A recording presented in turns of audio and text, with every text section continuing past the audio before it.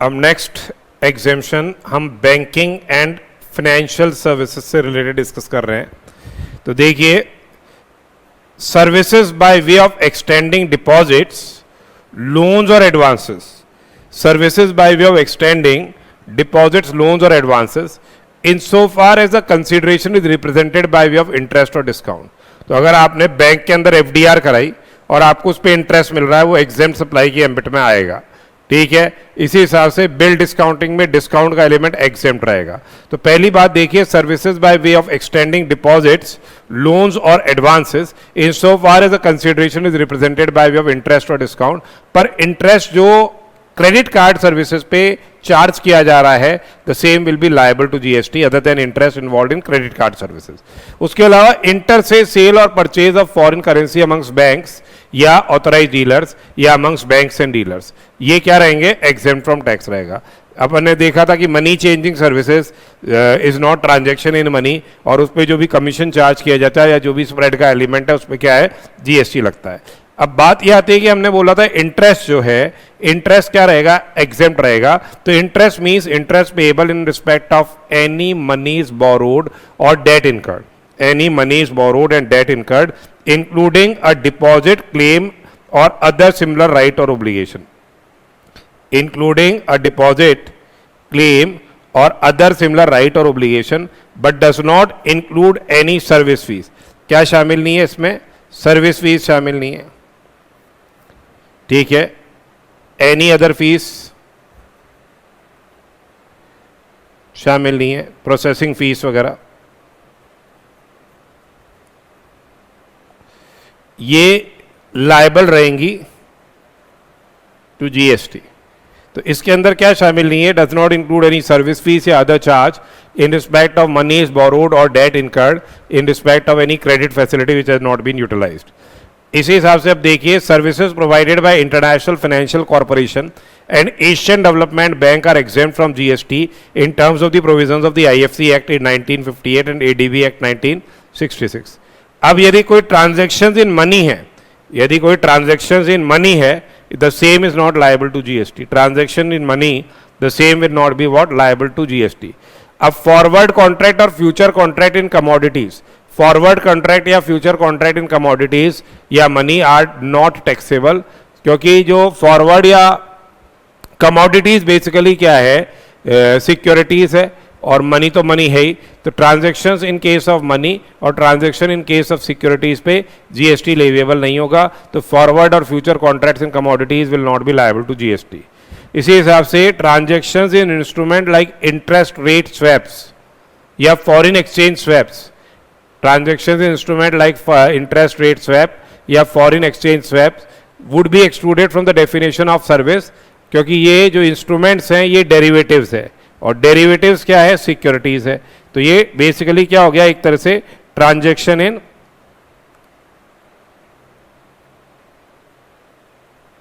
Securities हो गया. However, any attendant या service charges, however, any attendant या service charges या fees would be chargeable to GST. Any attendant, service fees या service charges या fees would be what? Chargeable to GST. ठीक है. अब नेक्स्ट देखिए, प्रिपरेशन ऑफ ड्राफ्ट या pay order, preparation of draft या pay order by bank by for which commission is charge is taxable. Preparation of draft या pay order by a bank for which commission is charged is क्या? Taxable. Then investment of funds by a person with another for which return on such investment is returned to the investor without retaining any portion of the return on such investment of funds is transaction in money. तो जो आपको profit earned है on investments, basically क्या है? ये transaction in money है. इसी हिसाब से share of profit from firm भी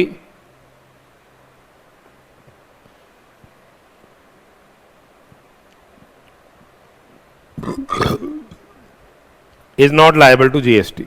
However, if a commission is charged, however, if commission is charged on the portion of return is retained as service charges, then such commission या portion of return so retained is what liable to GST. फिर है debt collection services या credit control services, debt collection services या credit control services, वो क्या है, taxable रहेगी. Subscription to commercial paper हो गया या certificate of deposit, basically transaction is money है, therefore they are excluded from the definition of service. तो subscription to trading in commercial paper या सर्टिफिकेट ऑफ डिपॉजिट, ये ट्रांजैक्शन इज मनी है, therefore they are excluded from the definition of service. परंतु यही अगर कोई service charge है या सर्विस फीस है या डॉक्यूमेंटेशन फीस है या ब्रोकिंग चार्ज है, ये चार्ज किए जाते हैं, तो ये कंसिडरेशन क्या माना जाएगा, लायबल रहेगा. It will be consideration for service and the same will be what, liable to GST. अब किस तरह से अपने को वैल्यूएशन करना है, how you are to value जो अपने फॉरेन करेंसी जो मनी चेंजिंग सर्विस है. देखो मनी चेंजिंग सर्विसेज है, लायबल टू जीएसटी है. जो मनी चेंजिंग है या फॉरेक्स ब्रोकिंग है, ये क्या है, liable to GST. Money changing या forex broking liable to GST है. अब सपोज कीजिए sale of foreign currency by authorised dealer, जहां आरबीआई रेफरेंस रेट अवेलेबल है. तो देखिए जो आपके सेलिंग रेट है वो ज्यादा होगी माइनस आरबीआई रेफरेंस रेट, ठीक है, into number of units of currency exchange.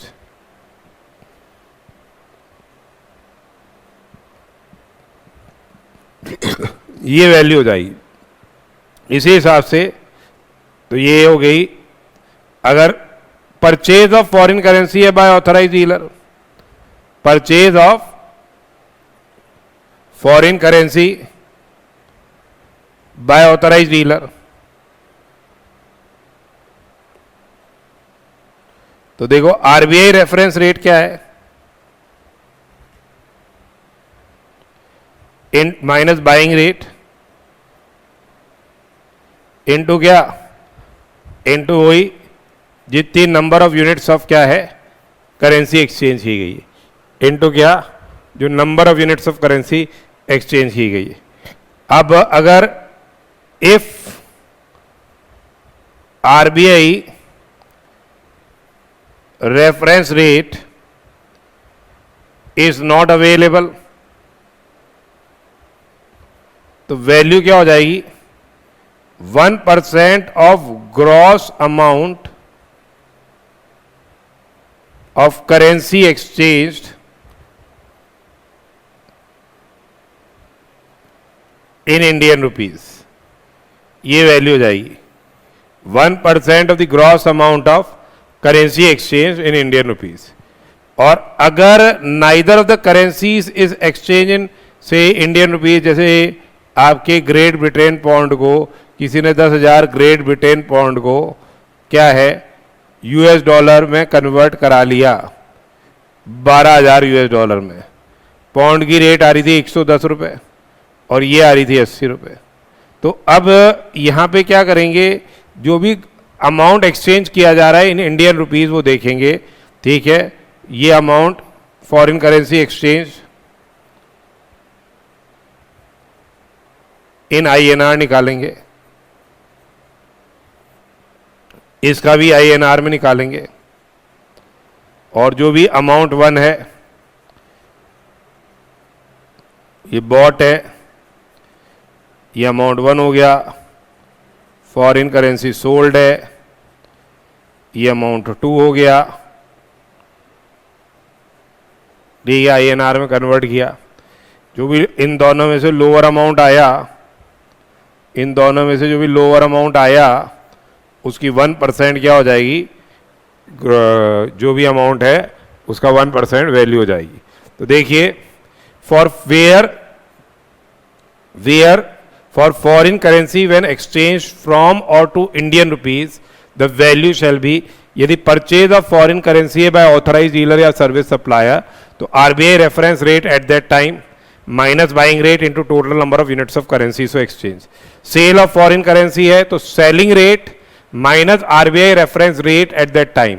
यानी सपोज करो किसी ने यूएस डॉलर 10,000 ऑथराइज डीलर ने खरीदे, आरबीआई रेफरेंस रेट है 81 और बाइंग रेट है 80, तो वैल्यू कितनी हो जाएगी? 10,000 रुपये हो जाएगी। ठीक है, अगर सेलिंग करी है इसी डॉलर की 82.50 के हिसाब से, आरबीआई रेफरेंस रेट 81 है इंटू 10,000, इस तरह से। तो selling rate minus RBI reference rate into number of the units of currency so exchanged, इस तरह से चलेगा। इफ यदि आरबीआई रेफरेंस रेट अवेलेबल नहीं है उस करेंसी की तो वैल्यू क्या हो जाएगी?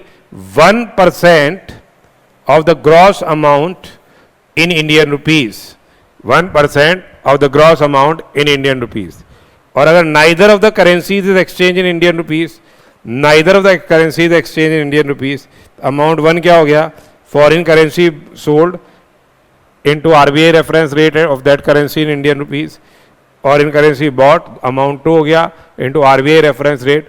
जो भी दोनों में से कम अमाउंट आएगा, जैसे अपने ऊपर क्वेश्चन की बात करें तो अपना जो आ रहा था वो कितना आ रहा था? ये देखो 1,10,000 तो एक आ रहा था और दूसरा आ रहा था 10,000, ये सॉरी 11 लाख तो एक आ रहा था,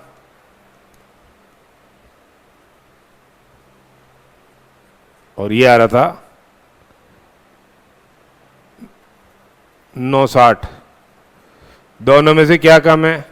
960 कम है, इसका 1% यानी 9,600 रुपये वैल्यू हो गई। ठीक है, ये एक दूसरा ये है कि आपके पास 32(2) का ऑप्शन भी है। 32(2) का ऑप्शन क्या कहता है कि आप इस तरह से वैल्यू निकालो, अगर पर ट्रांजैक्शन जो करेंसी एक्सचेंज हुई है वो 1 लाख रुपए से ज़्यादा नहीं है, वो जो value of supply of foreign currency including money changing अगर 1 लाख रुपए तक का ट्रांजैक्शन है तो 1% of the gross amount of currency exchange in Indian rupees और 250 विच इज हायर।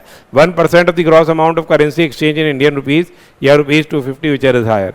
फिर अगर एक्सीडिंग 1 लाख रुपए पर 10 लाख से ज़्यादा नहीं है, एक्सीडिंग 1 लाख है पर 10 लाख से ज़्यादा नहीं है तो 1 लाख पे तो 1,000 रुपये हो गए plus 0.5% of the gross amount of currency exchange. Suppose करो किसी ने 8,50,000 रुपये की इंडियन रुपीज़ की फॉरेन करेंसी परचेज की है, सेल की है, तो देखो 1 लाख पे तो कितना हो गया?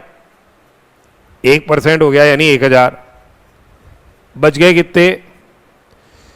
7.5 लाख रुपए इंटू 0.5%, 7.5 लाख रुपए इंटू 0.5%, 3750 हो गया। तो ये हो गया कितना? 4750 हो गया।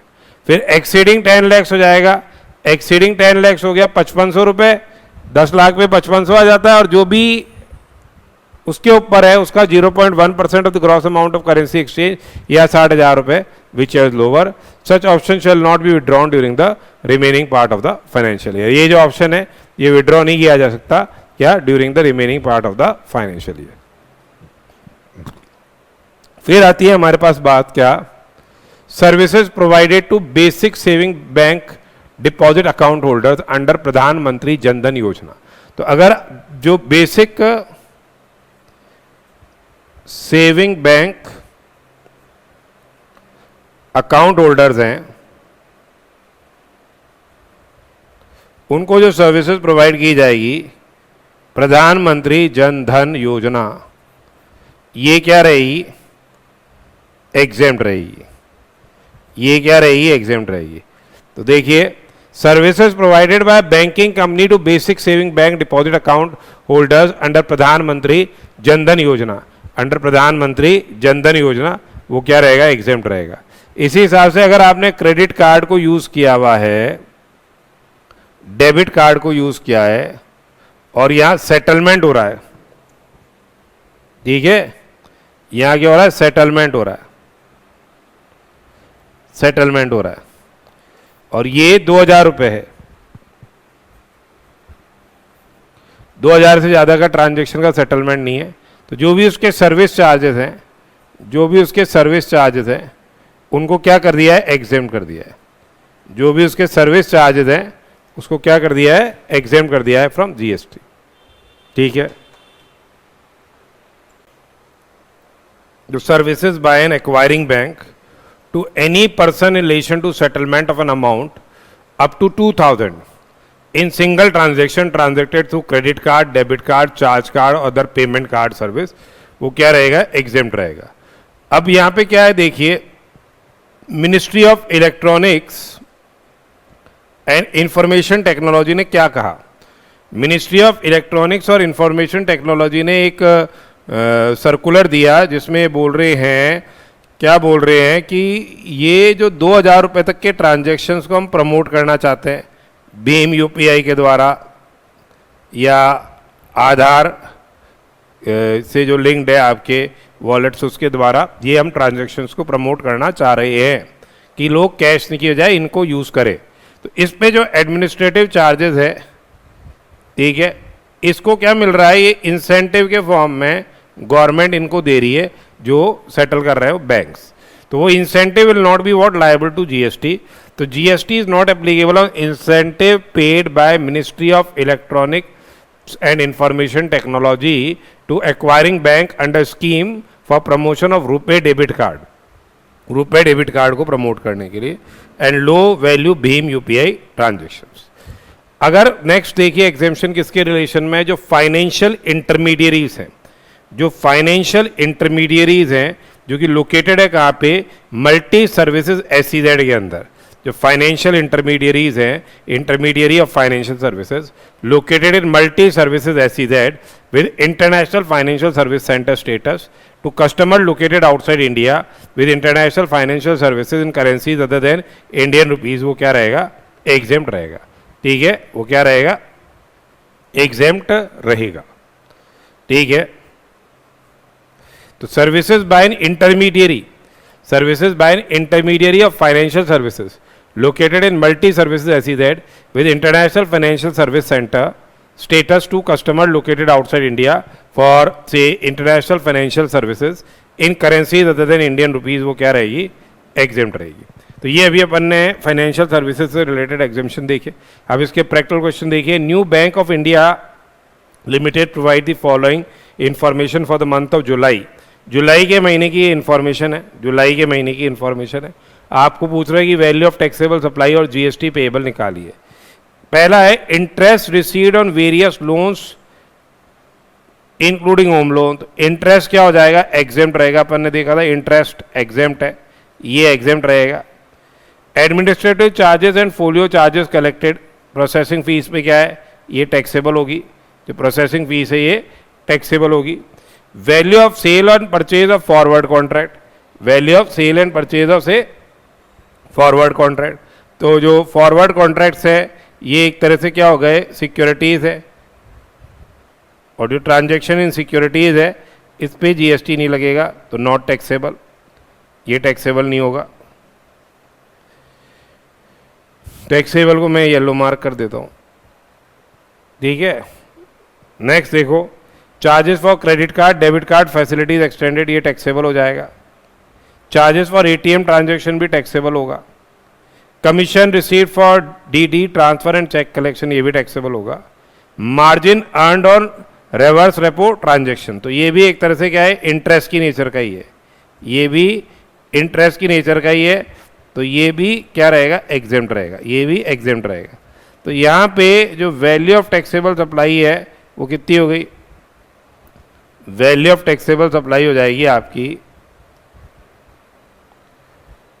200, 400, 600, 720, 720 आ रही है value of taxable supply. GST निकालना है तो जीएसटी की एप्लीकेबल रेट है 18%। तो ये 720 लाख हो गया, और 720 लाख का 18%, 129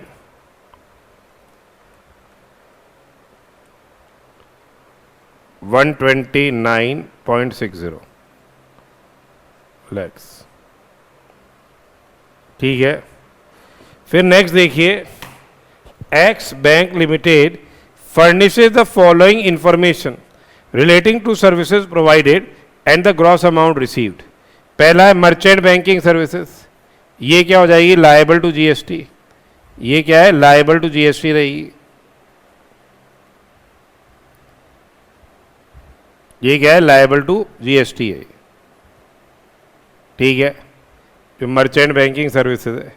asset management including portfolio management, ये भी क्या हो गई, लायबल टू जीएसटी है। ये भी लायबल टू जीएसटी है। गवर्नमेंट को भी अगर से कोई सर्विसेज दी जा रही है तो वो भी क्या है, टैक्सेबल होगी। इंटरेस्ट ऑन ओवरड्राफ्ट, ये एग्जेम्प्ट है, इंटरेस्ट एग्जेम्प्ट रहेगा, इंटरेस्ट एग्जेम्प्ट रहेगा। बैंकर्स टू इशू टैक्सेबल है और लॉकर रेंट टैक्सेबल है। बैंकर टू इशू भी टैक्सेबल है और लॉकर रेंट पे भी जीएसटी लगेगा। तो कितना हो गया, 8 लाख, 3 11 लाख, 12 लाख, 17 लाख और 19,50,000 रुपये वैल्यू ऑफ टैक्सेबल सप्लाई आ गई। और जीएसटी लायबिलिटी आ जाएगी एट रेट ऑफ 18%, 1950 का 18%।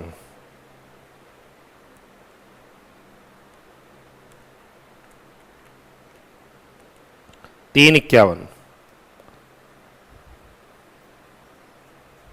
3,51,000 रुपये। फिर नेक्स्ट देखिए, Robinson bank limited, Robinson bank limited furnish the following information relating to services provided and the gross amount received during the month of December. क्या कह रहे हैं, compute the value of taxable supply and GST payable. Rate of GST क्या है, 18% है।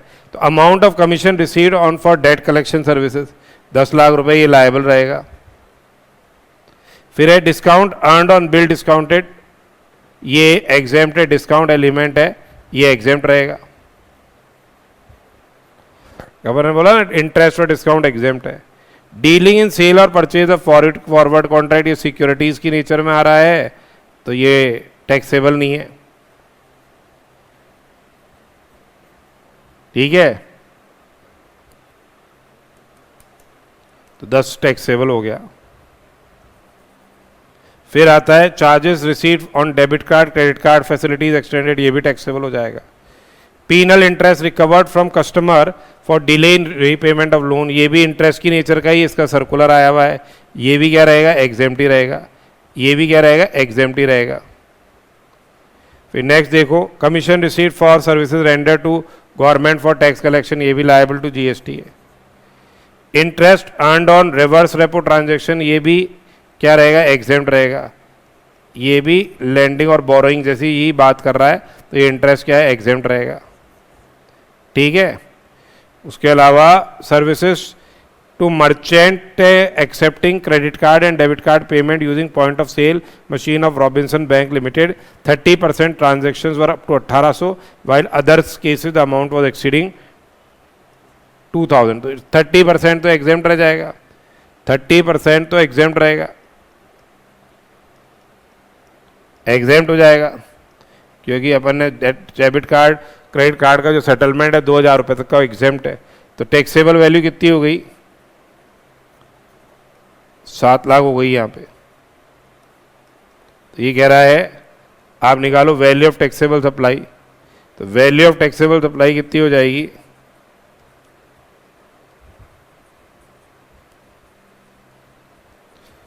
10 लाख, 13 लाख, 19,80,000 और 26 लाख और 80,000 आ रही है। 10 लाख, 13 लाख, 10 3 3 13 और 6 19 80 और 7 26 80 आ गई। जीएसटी लग जाएगा इस पे 18%, 4,82,400, 4,82,400 जीएसटी लग गया 4,82,400, ये आ गया sir.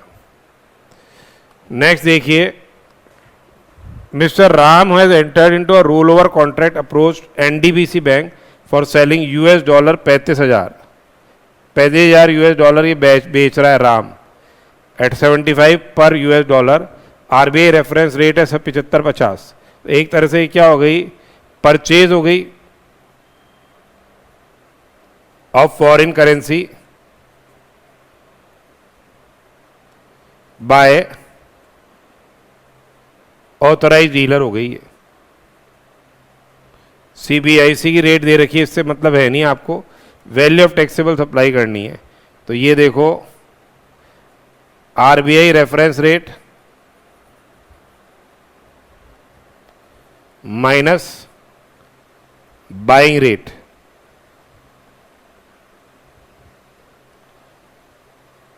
Into number of units of currency exchange.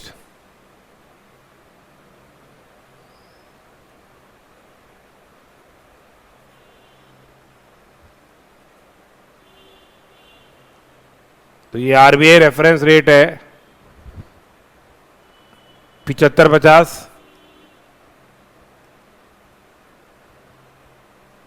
यहां पे आ गई आपकी buying rate 75 into number of units of currency exchange 35,000। तो ये आ जाएगी वैल्यू कितनी, 35,000 इंटू 0.5, 17,500। ये आ गई 17,500 वैल्यू। फिर नेक्स्ट देखो, compute independently in the following cases the taxable value of services provided by authorized dealer in foreign exchange to its customers. $2,500 are sold by Adani to Sevak Cook and authorized dealer, 72 रुपये 50 पैसे के हिसाब से ये बेचे हैं। RBI reference rate 73 है। तो कहने का मतलब ये है कि यहाँ बाइंग हो गई, परचेज ऑफ फॉरेन करेंसी हो गई बाय ऑथराइज डीलर। तो RBI reference rate minus buying rate into number of units of currency exchange into number of units of currency exchange. तो ये हो गया 2500। 73 रुपये आरबीआई रेफरेंस रेट है, 7250 ये है इनटू, तो ये हो गई 1250 रुपये की। तो पहले की तो वैल्यू आ गई 1250। फिर है दूसरा देखो, 80,000 is change in Canadian dollar and the exchange rate offered is 50 rupees per Canadian dollar. RBI reference rate is not available. तो यहाँ हो जाएगा 1% of the gross amount of currency exchange in Indian rupees.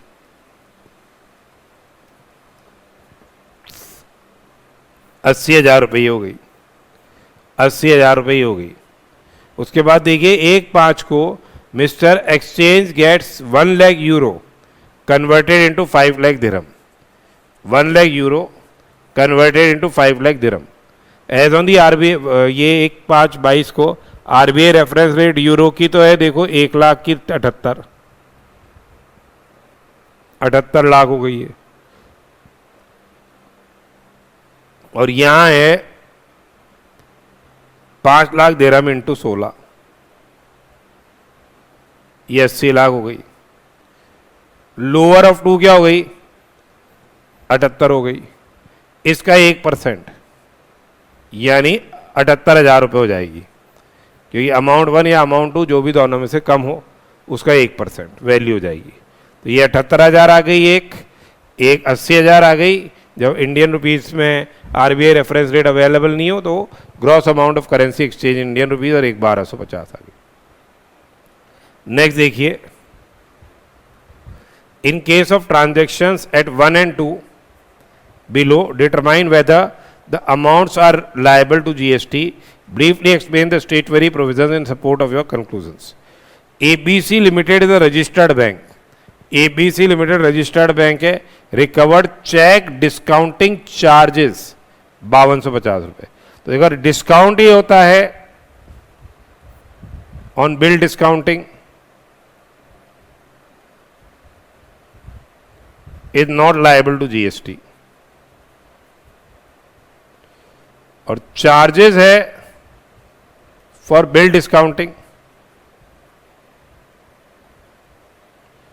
In liable to GST। तो अब अगर ये आप माने चार्जेस फॉर बिल डिस्काउंटिंग, तब तो ये 5250 will be what, liable to GST।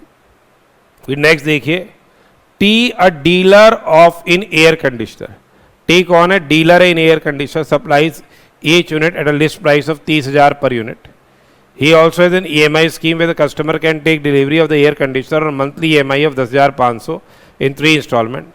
600 extra for delay in payment of monthly installment, and this amount was recovered from Venkat for delay in payment of second installment. तो basically क्या हो जाएगा here, the amount recovered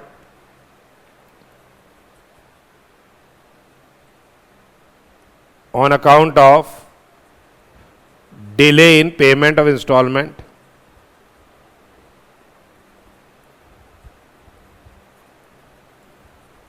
ठीक है, it will form the part of the value of supply, shall form part of value of taxable supply.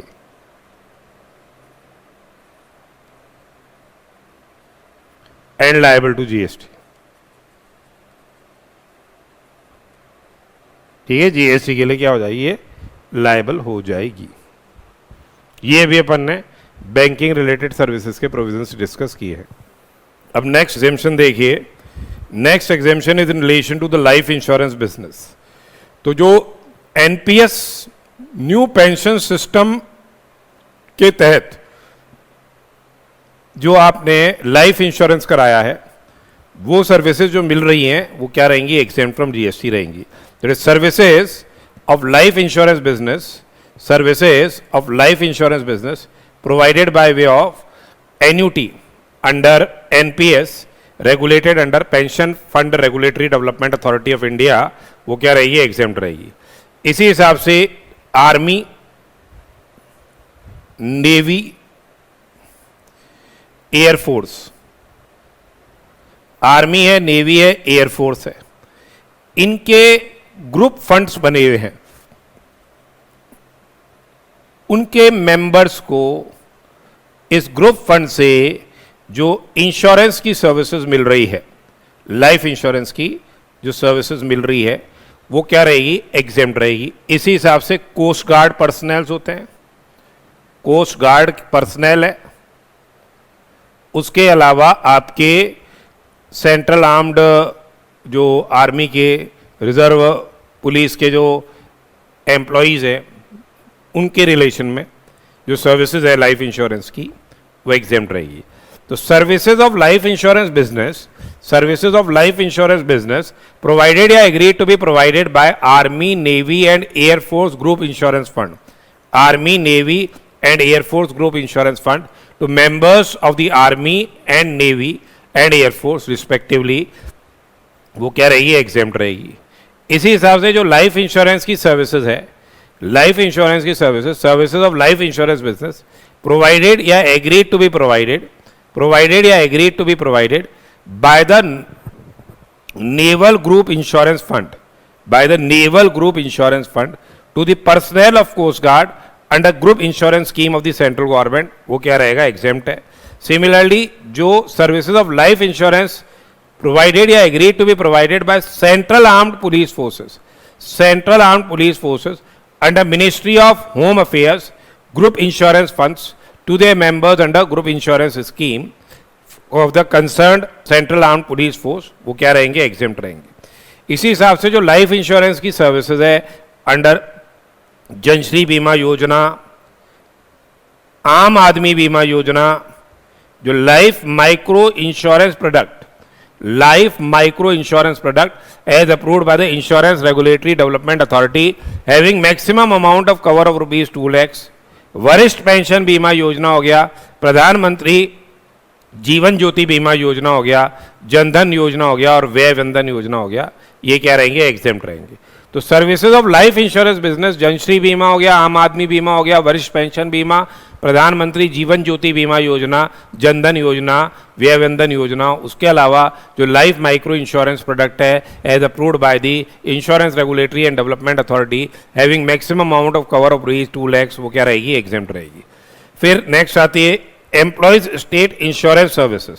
जो employees state insurance services है, services by the employees state insurance corporation to the persons governed under the employees state insurance act 1948. ESI की जो services है वो exempt रहेगी। इसी हिसाब से जो employees provident fund and miscellaneous provisions act के तहत जो एम्प्लॉयज प्रोविडेंट फंड ऑर्गेनाइजेशन बनी हुई है वो अपने सर्विसेज दे रही है, अपने जो पर्सन्स हैं वो are governed by the ESI act, वो सर्विसेज भी क्या रहेगी, एग्जेम्प्ट रहेगी। तो services provided Employees Provident Fund Organization to persons governed under Employees Provident Fund and Miscellaneous Provisions Act 1952 exempt रहेगी। इसी हिसाब से जो coal mine provident fund organisation है, services by coal mine provident fund organization to persons governed by coal mine provident fund and miscellaneous provisions act 1948 वो exempt है। Next जो new pension system trust है, तो services by new pension system trust to members against consideration in form of से for administration fees, वो क्या रहेगी, exempt रहेगी। फिर हमने पास नेक्स्ट जो आती है, ये तो लाइफ इंश्योरेंस से रिलेटेड जो अपनी सर्विसेज थी या जो आपके अदर स्पेसिफाइड बॉडीज की जो सर्विसेज थी वो एग्जेम्प्ट है, ठीक है। नेक्स्ट देखिए जो जनरल इंश्योरेंस की सर्विसेज है, एंट्री 35 बता रहा है जो जनरल इंश्योरेंस की services under various schemes of government वो प्रोवाइड की जाती है, वो एग्जाम्प्ट रहती है। जैसे हट इंश्योरेंस स्कीम हो गया, कैटल इंश्योरेंस अंडर स्वर्ण जयंती ग्राम स्वरोजगार योजना, ठीक है। ऐसे बहुत सारी इंश्योरेंस की स्कीम्स है, तो याद रह जाए तो बहुत ही बढ़िया है, अदरवाइज ठीक है चल जाएगा। Scheme for insurance of tribals, Janata personal accident policy and Gramin accident policy, group personal accident policy for से सेल्फ एम्प्लॉयड वुमन हो गया, agricultural pumpset and field well insurance हो गया, premia collected on export credit insurance हो गया, restructured weather based crop insurance, Jan Arogya बीमा योजना हो गया, प्रधानमंत्री फसल बीमा योजना हो गया, pilot scheme for seed crop insurance हो गया, central sector scheme on cattle insurance हो गया, यूनिवर्सल हेल्थ इंश्योरेंस स्कीम हो गया, राष्ट्रीय स्वास्थ्य बीमा योजना, कोकोनट पाम इंश्योरेंस स्कीम, प्रधानमंत्री Suraksha Bima Yojana, Nirbhaya health insurance scheme और बंगला शस्य बीमा। ये जो सर्विसेज इंश्योरेंस की सर्विसेज इन इंश्योरेंस पॉलिसीज के तहत आपको मिलेगी, तो जो प्रीमियम आप पे करोगे उस पर कोई जीएसटी क्या है लगेगा नहीं। जैसे जन आरोग्य बीमा योजना है, प्रधानमंत्री फसल बीमा योजना, इसका कितना ऐड प्रधानमंत्री फसल बीमा योजना का आता है, pilot scheme for seed insurance हो गया, central sector scheme on cattle insurance, universal health insurance scheme हो गया, राष्ट्रीय स्वास्थ्य बीमा योजना, कोकोनट पाम इंश्योरेंस स्कीम, प्रधानमंत्री Suraksha Bima Yojana, Nirbhaya health insurance scheme and Bangla Shasya Bima, वो एग्जेम्प्ट रहेगा।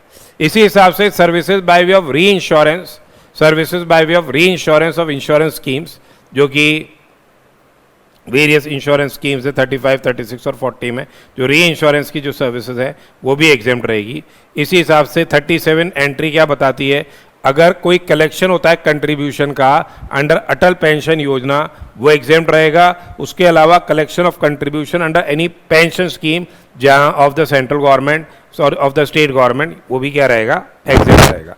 तो collection services by way of collection, services by way of collection of contribution under pension scheme of the state government exempt रहेगा।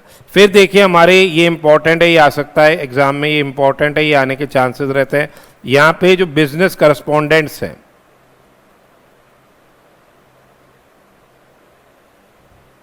या जो बिजनेस फैसिलिटेटर्स हैं, ठीक है, ये क्या कर रहे हैं, बैंकिंग कंपनी के बिजनेस को प्रमोट कर रहे हैं रूरल एरिया के अंदर, रूरल एरिया ब्रांचेस के रिलेशन में, या इंश्योरेंस बिजनेस को, ये इंश्योरेंस बिजनेस को प्रमोट कर रहे हैं रूरल एरिया के अंदर, रूरल एरिया में, अर्बन में नहीं, रूरल एरिया में, तो एग्जेम्प्ट रहेगा। तो services of by the following persons in their respective capacities will be exempt. कौन सी, देखिए नंबर ए है बिजनेस फैसिलिटेटर्स हो गए या बिजनेस करस्पॉन्डेंट हो गए बैंकिंग कंपनी के, बिजनेस फैसिलिटेटर्स हो गए, बिजनेस करस्पॉन्डेंट हो गए बैंकिंग कंपनी के with respect to accounts in its rural area branch. इसी हिसाब से any person as an intermediary, any person as an intermediary to business facilitator या business correspondent with respect to services referred above, ठीक है। उसके अलावा business facilitator या business correspondent to an insurance company in the rural area. अब leasing की बात करें, लीजिंग सर्विसेज की, तो अगर सपोज कीजिए लॉन्ग टर्म लीज दी गई है, कितनी है लॉन्ग टर्म लीज? 30 ईयर्स और मोर की है, 30 ईयर्स और मोर की लॉन्ग टर्म लीज है। किसके लिए? For development of infrastructure business, infrastructure business, ठीक है। तो ये इसके लिए जो लमसम पेमेंट मिलेगा, एक तो लीजिंग राइट्स ट्रांसफर हो रहे हैं, तो उसके लिए जो लमसम पेमेंट मिलेगा वो क्या रहेगा?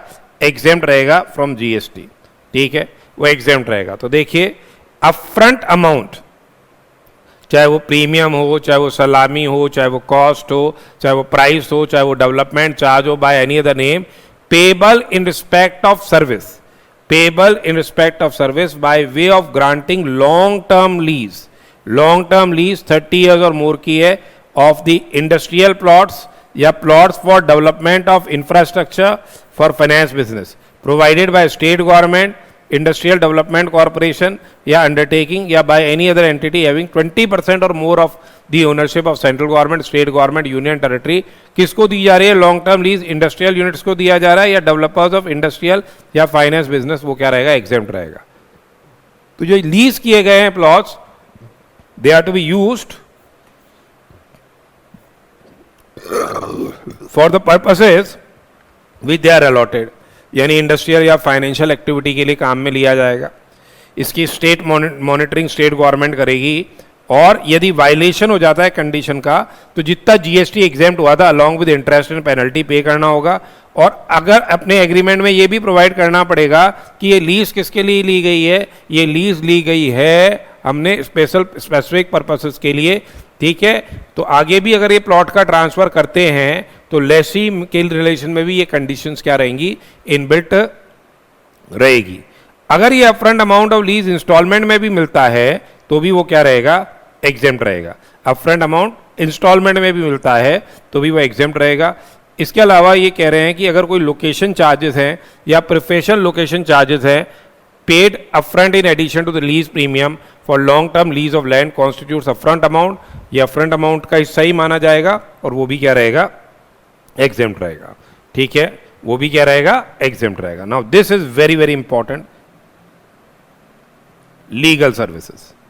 अपन ने बोला था कि अगर कोई लीगल सर्विसेज है ये अगर प्रोवाइड की जाती है, ठीक है, जो कि आपके एडवोकेट्स हैं, सीनियर एडवोकेट्स वगैरह हैं, फर्म ऑफ एडवोकेट्स हैं, ठीक है, ये क्या होती है लीगल सर्विसेज? अगर टैक्सेबल है तो कैसे टैक्सेबल होगी? रिवर्स चार्ज मैकेनिज्म के टाइप टैक्सेबल होगी, यानी रेसिपिएंट को जीएसटी देना होगा।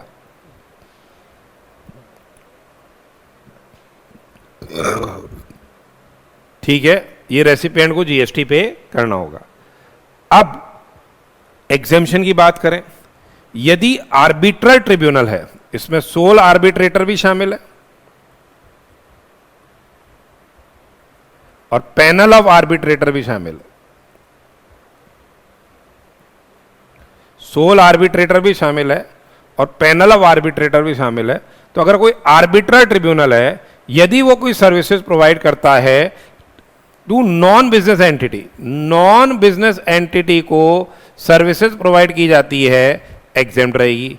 बिजनेस एंटिटी को सर्विसेज प्रोवाइड की जाती है आर्बिट्रेटर के, आर्बिट्रल ट्रिब्यूनल के द्वारा बिजनेस एंटिटी को। कौन सी बिजनेस एंटिटी को? जिसका turnover in the preceding financial year does not exceed क्या? Threshold limit of registration. जिसका टर्नओवर 20 लाख, 10 लाख या 40 लाख जो एग्रीगेट टर्नओवर है उससे ये थ्रेशोल्ड लिमिट है उससे कम रहा हुआ है, वो भी एग्जेम्प्ट रहेगा। या सेंट्रल गवर्नमेंट को, स्टेट गवर्नमेंट को, यूनियन टेरिटरी को, लोकल अथॉरिटी को, गवर्नमेंटल अथॉरिटी को और गवर्नमेंट एंटिटी को सर्विसेज दी जाएगी, वो क्या रहेगी? एग्जेम्प्ट रहेगी। यानी central government, state government, union territory, local authority, governmental authority और गवर्नमेंट एंटिटी को, ठीक है।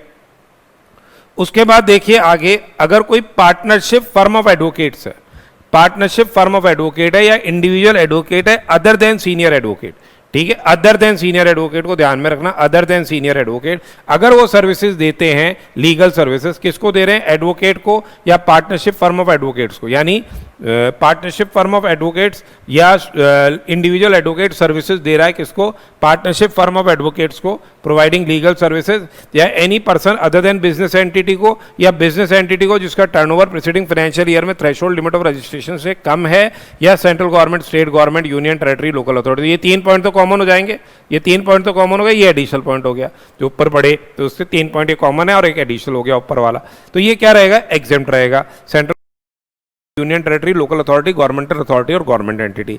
इसी हिसाब से सीनियर एडवोकेट के लिए भी 3 पॉइंट कॉमन हो गए। अगर पर्सन को दे रहा है अदर देन बिजनेस एंटिटी यानी नॉन बिजनेस एंटिटी को, यदि बिजनेस एंटिटी को दे रहा है और उसका एग्रीगेट टर्नओवर, बिजनेस एंटिटी को दे रहा है और उसका aggregate turnover in the preceding financial year does not exceed what the threshold limit of registration, या central government, state government, union territory, local authority, government entity को ये सर्विसेज दी जाती है, तो वो क्या रहेगी, एग्जेम्प्ट रहेगी।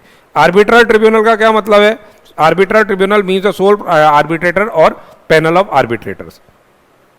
ठीक है, अब हम आते हैं किस पे, बात आती है सीनियर एडवोकेट कौन होता है, जिसका नाम बार काउंसिल ऑफ इंडिया ने उसके एक्सपीरियंस नॉलेज के बेसिस पे उसको सीनियर एडवोकेट का दर्जा दिया हुआ है। लीगल सर्विस क्या हो गई, services provided in relation to advice, consultancy, assistance in any branch of law, चाहे वो सिविल हो चाहे क्रिमिनल, कितनी ब्रांचेस हैं लॉ की, सब में, एंड रिप्रेजेंटेशन सर्विसेज भी शामिल है बिफोर कोर्ट।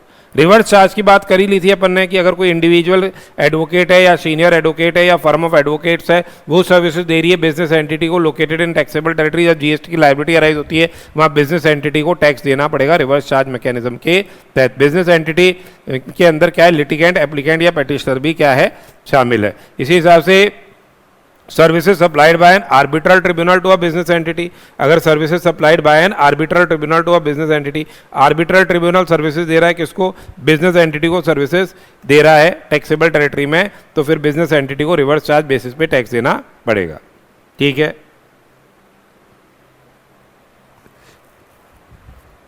अब आगे देखिए, X and company is a partnership firm of advocates. X and company क्या है, एक पार्टनरशिप फर्म ऑफ एडवोकेट्स है, वो लीगल कंसल्टेंसी सर्विसेज प्रोवाइड कर रही है। For the second consecutive year the firm furnishes the following information relating to the services rendered, bills raised and amounts received relating to the service। एक है free services rendered to poor people, free services तो poor people को दे रहे हो, उसमें not coming, free दोगे तो not coming under the ambit of supply, ये तो सप्लाई के एम्बिट में ही नहीं आएगा।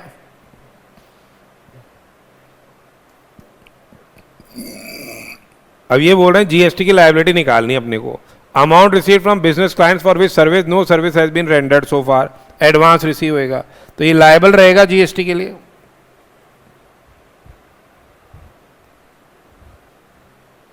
Advance in respect of services,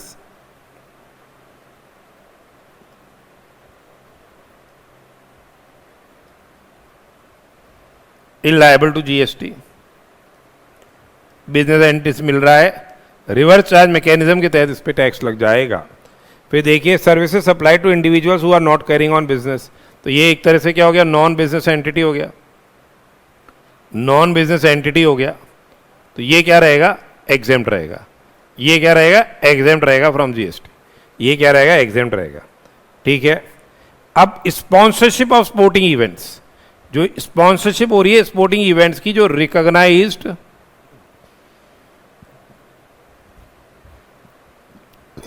sports body के द्वारा ऑर्गेनाइज्ड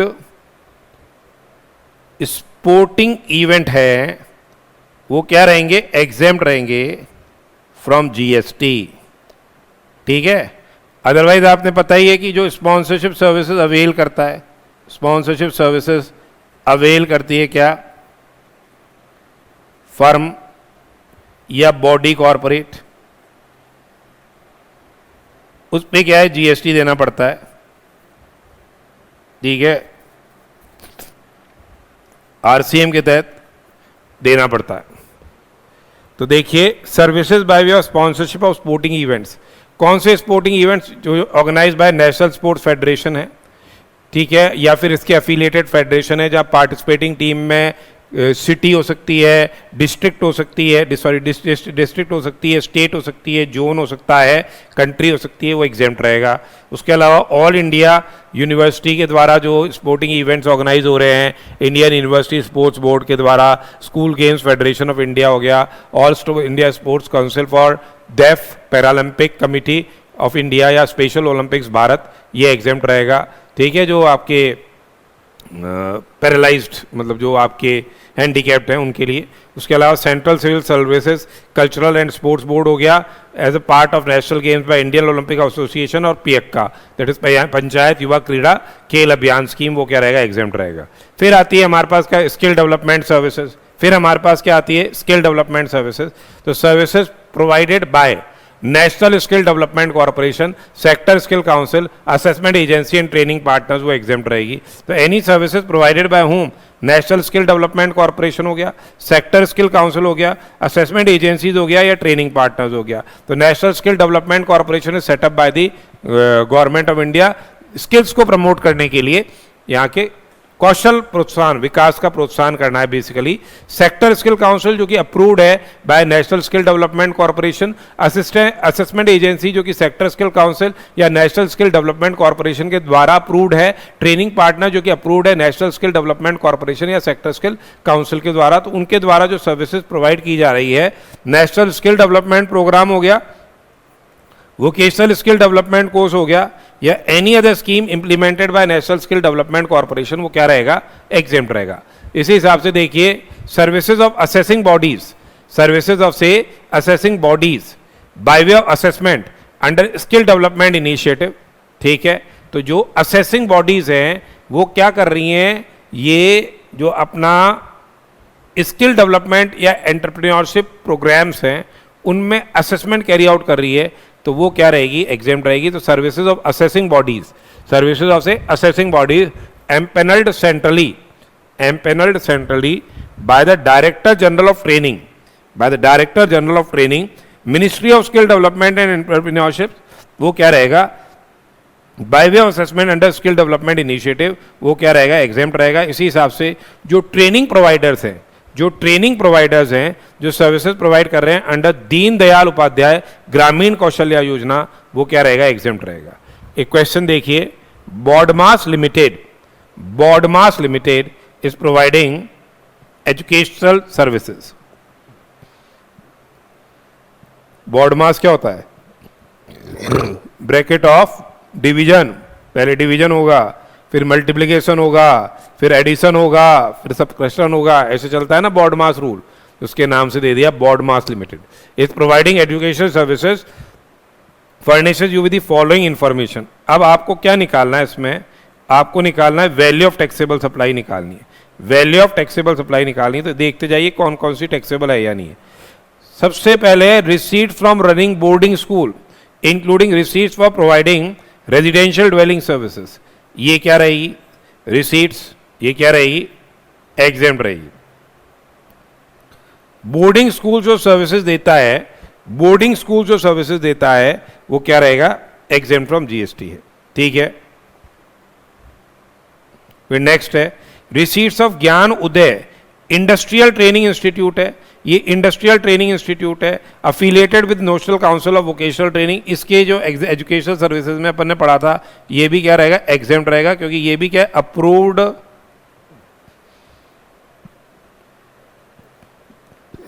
वोकेशनल एजुकेशन कोर्स है।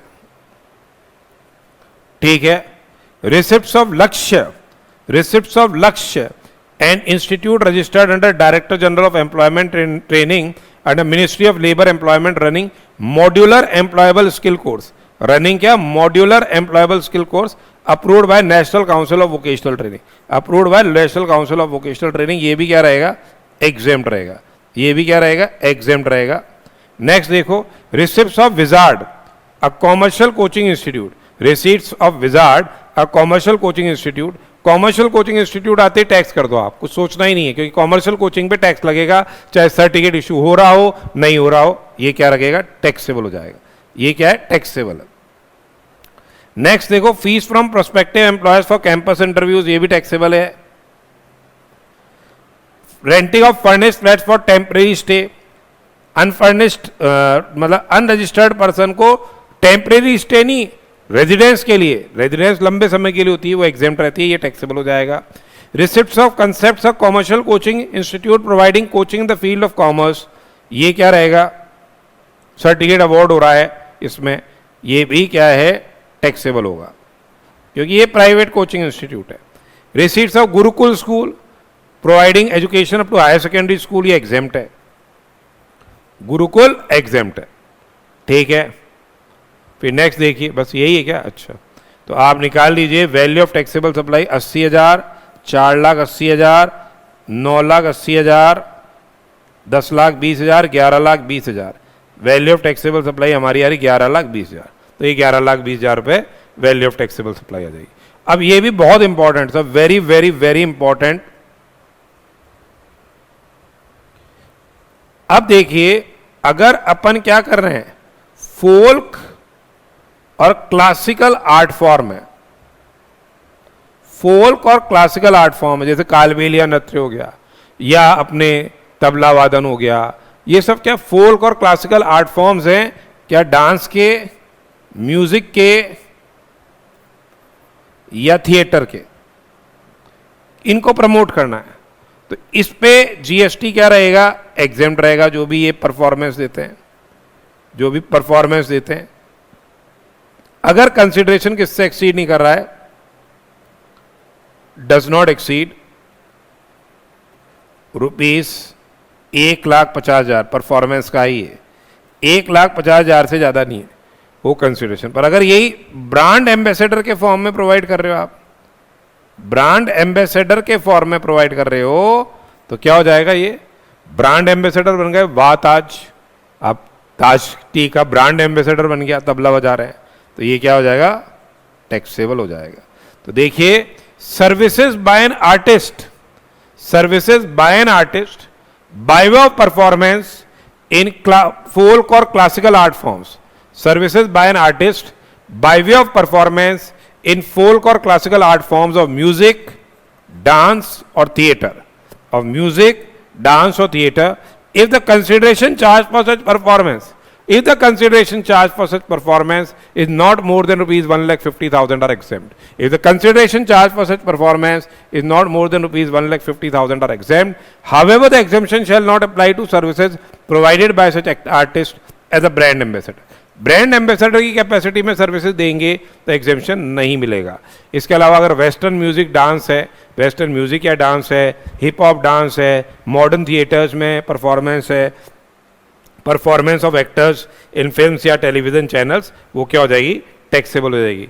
जो स्टिल आर्ट है, स्टिल आर्ट यानी पेंटिंग, स्कल्पचर मेकिंग, वो भी क्या है, टैक्सेबल है। एक क्वेश्चन देखिए, केशर Maharaj registered supplier has given a classical performance in auditorium, the consideration charge for the said performance क्या है, 1,48,500 है। कंसिडरेशन चार्ज क्या है, 1,48,500। इस केशर महाराज लायबल टू पे GST on the consideration received for the performance if such performance is not for promotion of any product और service, क्या ये लायबल है क्या जीएसटी के लिए? ये केशव महाराज कर रहा है क्लासिकल डांस परफॉर्मेंस, 1,48,500 है, तो ये एग्जेम्प्ट रहेगा। एग्जेम्प्ट क्यों रहेगा, since the consideration charge for such performance किससे ज्यादा नहीं है, डज नॉट एक्सीड ₹1,50,000, ठीक है, तो एग्जेम्प्ट रहेगा। ठीक है, ये 1,50,000 से ज्यादा नहीं है, तो डीएसटी की लायबिलिटी इसमें निल रहेगी। फिर पूछते हैं, Kesar Maharaj is brand ambassador, will your answer be different? यदि केसर महाराज क्या है, ब्रांड एम्बेसडर है, brand ambassador of a food product and aforesaid performance is for promotion of the food product, तो ये क्या हो जाएगा, टैक्सेबल हो जाएगा। तो ये क्या हो जाएगा, टैक्सेबल हो जाएगा, और इसमें लग जाएगा जीएसटी 99% लग जाएगा, क्योंकि सारी सप्लाईज क्या है, इंट्रास्टेट सप्लाईज है। तो 1,48,600 है या 500 है, इस पे सीजीएसटी लग जाएगा at rate of 9% and SGST लग जाएगा एट रेट ऑफ 9%। 1,48,500 का यानी 13,365 और 13,365। ठीक है, पहला हो गया, दूसरा हो गया। यदि नहीं, दूसरा नहीं हुआ। Dance performance given by Kesar Maharaj is not a classical dance performance but a contemporary Bollywood style performance. तो ये सिर्फ classical art form of music, dance और थिएटर के लिए एग्जेम्पशन है। तो contemporary Bollywood style dance performance पे क्या हो जाएगा? टैक्सेबल होगा, टैक्सेबल हो जाएगा। आंसर यही हो जाएगा। Consideration charge by Kesar Maharaj for classical performance 160 है, यस, तो भी लग जाएगा जीएसटी, क्योंकि कंसिडरेशन एक्सीड 150। सीजीएसटी लग गया एट रेट ऑफ 9%, यानी 114,400। एसजीएसटी लग जाएगा एट रेट ऑफ 9%, यानी 14,400। ठीक है, देख लीजिएगा ये। फिर नेक्स्ट है, देखिए, right to admission to events. Next क्या है? Services by way of right to admission to events.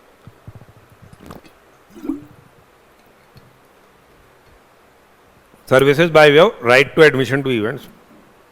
तो अगर आपको museum, national park, wild life sanctuary, tiger reserve और zoo, services by way of admission to museum, national park, wild life sanctuary, tiger reserve और zoo, ये क्या रहेगा? Exempt रहेगा। Services by way of admission to museum, national park, wild life sanctuary, tiger reserve और zoo, ये क्या रहेगा? Exempt रहेगा।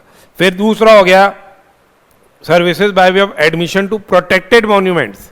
प्रोटेक्टेड मॉन्यूमेंट्स है so declared under the ancient monuments and archaeological sites and remains act 1958, ये भी क्या रहेगा? एग्जेम्प्ट रहेगा। ये भी क्या रहेगा? एग्जेम्प्ट रहेगा। उसके अलावा देखिए service admission, services by way of right to admission to, services by way of right to admission to circus हो गया, डांस हो गया, थिएट्रिकल परफॉर्मेंस हो गया इंक्लूडिंग ड्रामा और ballet. Circus, dance, theatrical performance including से ड्रामा और ballet, वो एग्जेम्प्ट है। फिर है award functions, concerts, pageants, musical performance और any sporting event other than the recognised sporting event, उसमें एडमिशन हो रहा है, एग्जेम्प्ट है। रिकॉग्नाइज्ड स्पोर्टिंग इवेंट में एग्जेम्प्ट है और प्लेनेटोरियम में एग्जेम्प्ट है, प्रोवाइडेड जो एडमिशन फीस है, यानी जो टिकट है, किससे ज्यादा नहीं हो, 500 रुपए पर पर्सन। तो अब जादूगर सर्कस में या फिर डांस में या थिएट्रिकल परफॉर्मेंस हो रही है, ठीक है, तो ओपी सर्कस है, ठीक है, वहाँ जादू दिखाया जा रहा है, तो वो एग्जेम्प्ट रहेगा। अगर consideration for right to admission to events, ठीक है, या प्लेसेस, किससे ज़्यादा नहीं हो, इज नॉट मोर देन 500 पर पर्सन। तो चाहे वो रिकॉग्नाइज स्पोर्टिंग इवेंट हो, चाहे other than recognise sporting event हो, बात तो बराबर ही हो गई। 500 रुपये से ज़्यादा का अगर आपका कंसिडरेशन है तो पूरे अमाउंट पे टैक्स लगेगा। उसके अलावा total bet value of taxable supply in case of entry to casinos and gaming services, value क्या हो जाएगी? टोटल बैट वैल्यू होगी। Value of taxable supply total bet value होगी। एलिफेंट राइड्स और कैमल राइड्स, ये कोई पैसेंजर ट्रांसपोर्टेशन सर्विस में थोड़ी आ रही है, ये कोई पैसेंजर ट्रांसपोर्टेशन सर्विस में नहीं आ रही, इस पे अलग से क्या है, यहाँ जीएसटी लगेगा। अब देखिए आगे कह रहा है compute the value and GST from the following sums. Holding a dance programme, dance programme है जहाँ एंट्री टिकट सोल्ड इज 1000 रुपये पर पर्सन, 75 लाख। तो ये सिंस यहाँ कंसिडरेशन चार्ज्ड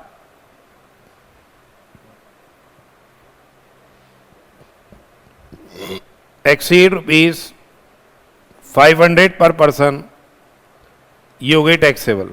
तो टैक्सेबल अमाउंट में इधर लिखता जाता हूं 75 लाख।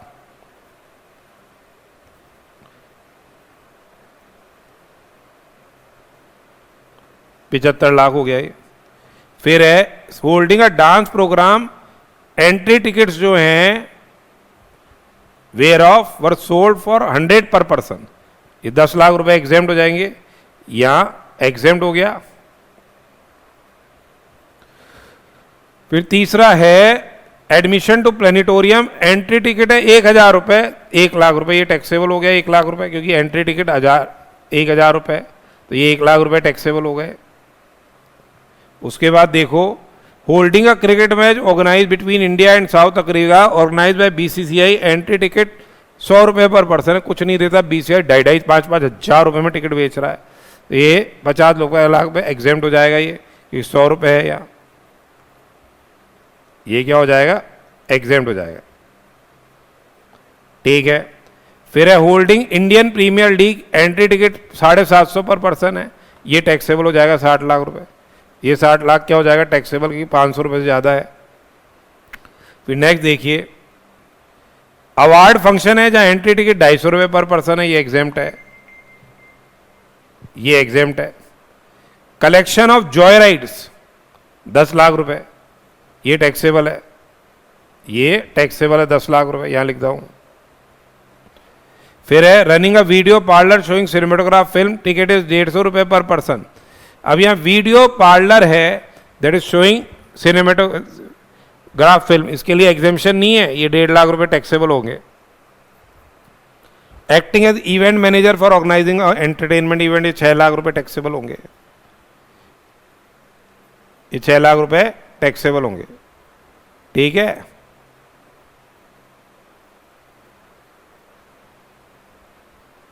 फिर नेक्स्ट देखिए, एक्टिंग एज इवेंट मैनेजर हो गया 6 लाख रुपए। Receipts of running circus, ticket है 2,000 रुपये पर पर्सन, ये 2 लाख टैक्सेबल होंगे। बैले डांस है 1200 पर पर्सन है, 12 लाख टैक्सेबल होंगे। और गैम्बलिंग बैट वैल्यू टैक्सेबल होगी 50 लाख रुपए, बैट वैल्यू टैक्सेबल होगी। तो total value of taxable supply कितनी हो गई, 50 लाख, 12 लाख, 2 लाख, 6 लाख, ठीक है, 10 लाख, यहां लिख दिया अपन ने। तो देखिए इधर देखते ज़्यादा, नीचे ज़्यादा है इसमें, नीचे देखते जाओ, 75 हो गया, फिर 1 लाख हो गया, फिर 60 लाख हो गया, फिर 10 हो गया, फिर तो अपन ने देख लिया 1,50,000, 6 लाख, 2 लाख, 12 लाख और 50 लाख। तो ये total value of taxable supply आ जाएगी इस केस के अंदर।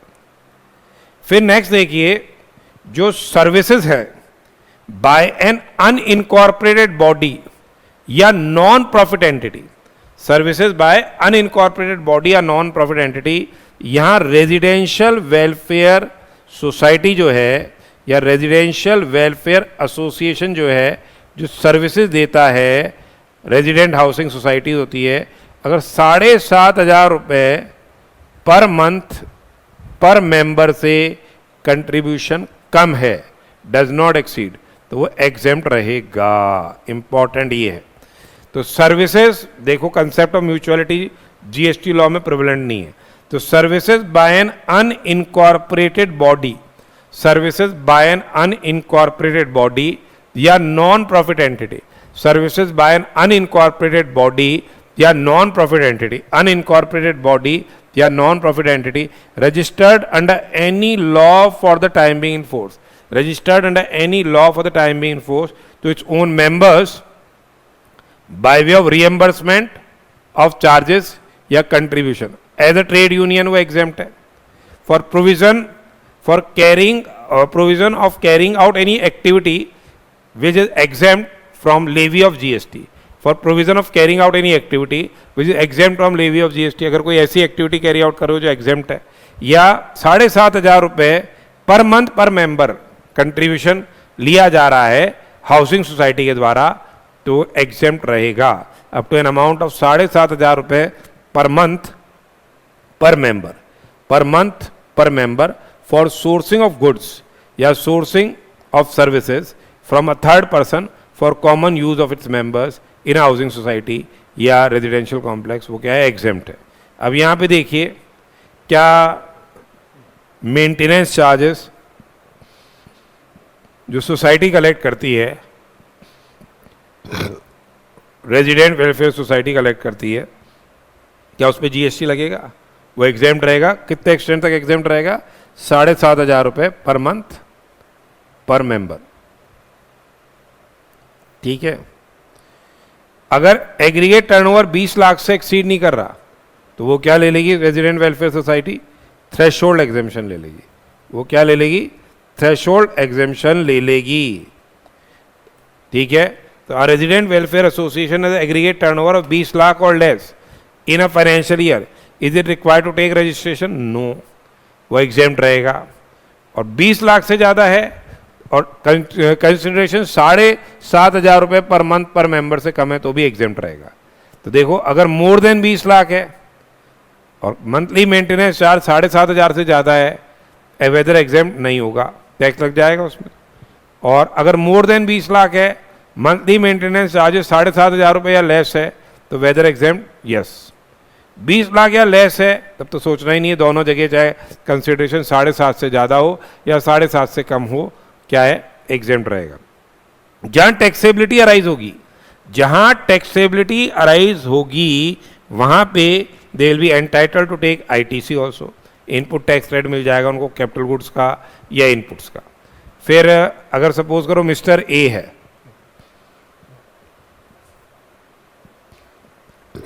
ये फ्लैट नंबर 401 के भी ओनर हैं, फ्लैट नंबर 402 के भी ओनर हैं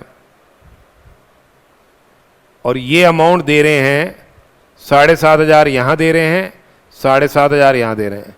तो बोला क्या ये दोनों एग्जेम्प्ट होंगे? बोला यस, क्योंकि यहाँ क्या है पर फ्लैट एग्जेम्पशन मिल रहा है. कंसिडरेशन जो 7,500 रुपये का है ये पर फ्लैट देखा जाएगा. अगर सपोज करो एक में 7,500 है और दूसरे में 9,000 है तो 7,500 वाला तो एग्जेम्प्ट हो जाएगा, 9,000 रुपये वाला फुल्ली टैक्सेबल हो जाएगा. इन्होंने ये भी बोल रखा है कि अगर ज़्यादा अमाउंट ले रहे हो 7,500 से तो पूरे अमाउंट पे टैक्स लगेगा, ऐसे नहीं कि डिफरेंशियल अमाउंट पे टैक्स लगेगा. फिर एक क्वेश्चन देखिए, इसी हिसाब से अगर कोई अनइनकॉर्पोरेटेड बॉडी है, यदि कोई अनइनकॉर्पोरेटेड बॉडी है या नॉन प्रॉफिट एंटिटी है, यदि कोई अनइनकॉर्पोरेटेड बॉडी है या नॉन प्रॉफिट एंटिटी है registered under any law for the time being in force, ये एक्टिविटीज़ कर रही है relating to welfare of industrial या एग्रीकल्चरल लेबर या फार्मर्स, ये एक्टिविटी कर रही है relating to welfare of industrial या एग्रीकल्चरल लेबर या फार्मर्स, या प्रमोशन ऑफ ट्रेड है, कॉमर्स है, इंडस्ट्री है, एग्रीकल्चर है, आर्ट है, लिटरेचर है, कल्चर है, स्पोर्ट्स है, एजुकेशन है, social welfare, charitable activities and protection of environment, members के रिलेशन में ये सर्विसेज दे रही हैं. मेंबरशिप फीस कितनी होनी चाहिए? 1,000 रुपये पर मेंबर पर ईयर, 1,000 रुपये पर मेंबर पर ईयर, तब ये एग्जेम्प्ट रहेगी. 1,000 रुपये पर ईयर पर मेंबर क्या रहेगी? एग्जेम्प्ट रहेगी. ठीक है. अभी क्वेश्चन देखिए, resident welfare association of Blue Heaven housing society in Delhi provides the following information with respect to the various amounts received in the month of November. ये बोल रहे हैं कि ये अमाउंट रिसीव हुए. Monthly subscription collected from members 10,000 family, 10,000 each है 100 family से, ये क्या हो जाएगा? टैक्सेबल हो जाएगा, क्योंकि as contribution exceed ₹7,500 per month. ठीक है. उसके बाद देखिए electricity charges levied by state electricity board on members of RWA. The same was collected from members and remitted. तो ये जो 3.5 लाख है ये नॉट टैक्सेबल है. क्यों नहीं है टैक्सेबल? कि जितना अमाउंट मेंबर पे लगा वो एसोसिएशन ने कलेक्ट करके जमा करा दिया. तो same is collected in capacity of pure agent of recipient of service, तो ये टैक्सेबल नहीं होगा. ये कलेक्ट किया गया है in capacity of pure agent. ठीक है. फिर आती है देखिए electricity charges levied by state electricity board. Electricity charges levied by state electricity board on resident welfare association in respect of electricity consumed for common use of lifts and lights in the common area. 4,32,400 ये taxable हो जाएगा. Common use के लिए है तब तो taxable है. Services जो रेजिडेंट वेलफेयर एसोसिएशन प्रोवाइड कर रही है. Bill was raised in the name of RWA collected the set charges by appropriating them equally to 100 members and then remitted the same to the board. उससे कोई मतलब नहीं है, इस पर टैक्स लगेगा. proceeds from sale of entry tickets to a musical performance conducted by RWA in the park of Blue Haven Housing Society where the consideration for admission is not more than 500 per person, ये exempt हो जाएगा, ये exempt हो जाएगा. अभी ऊपर पढ़ा था 500 रुपये पर पर्सन तक का एडमिशन फीस होगा, एग्जेम्प्ट होगा. Other services to non members 292, ये हो जाएगा taxable. Other services to non members 292, ये टैक्सेबल हो जाएगा. अब ये कह रहे हैं compute the value of sub taxable supply and GST liability of RWA of Blue Havens housing society for November. It does not avail the threshold exemption. तो value of taxable supply कितना हो गया, देखिए 10 लाख, सेपरेटली जीएसटी लगना है 10 लाख, 432 400 और 292, तो कितना हो गया 17,24,400. सही है क्या, देख लो 17,24,400 आ रहा है और जीएसटी लगा दीजिए. तो ये अभी अपन ने पढ़ा. अब नेक्स्ट लेक्चर के अंदर अदर एग्जेम्प्ट सर्विसेज हम डिस्कस करेंगे.